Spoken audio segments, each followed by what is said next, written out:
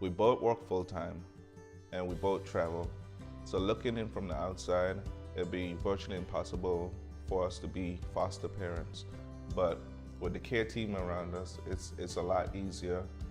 Scheduling, we just make stuff happen. We don't make excuses. We just work by faith and just continue.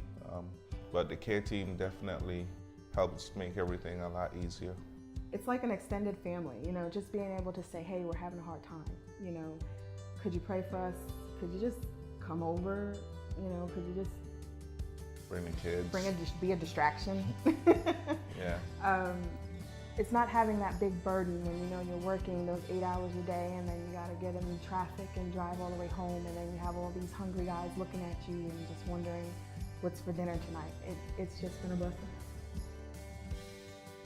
I coach a lot, and I talk to a lot of guys and in the community, and everyone wants to help in some way, but everybody don't think that they're the right family or have the calling.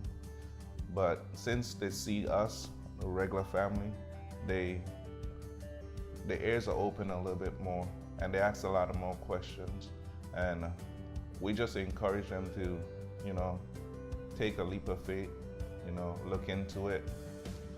With this care team, they could be a reliable asset to a family that's in need of another family. I met many foster families that doesn't have a care team around them, and I sympathize with them because I know what they go through on a daily basis. And if more people could just hear it and see what the care team is about, it will at least give them a window or a door into the foster care process. Because like I say, everybody wants to help, they just don't know how to help or what they can do to help. So just getting them in the door, I think it'll open a lot of eyes and lead them also into becoming foster parents eventually. A couple of families that we have in our care community, they also live in our neighborhood, and with what they do, what they contribute, they're able to share with other neighbors, and they want to get involved. And it's like wildfire. It just starts spreading. Everybody's like, what can I do? What can I do to help? And I would love for them all to sign up on our team, but that'd be a little selfish.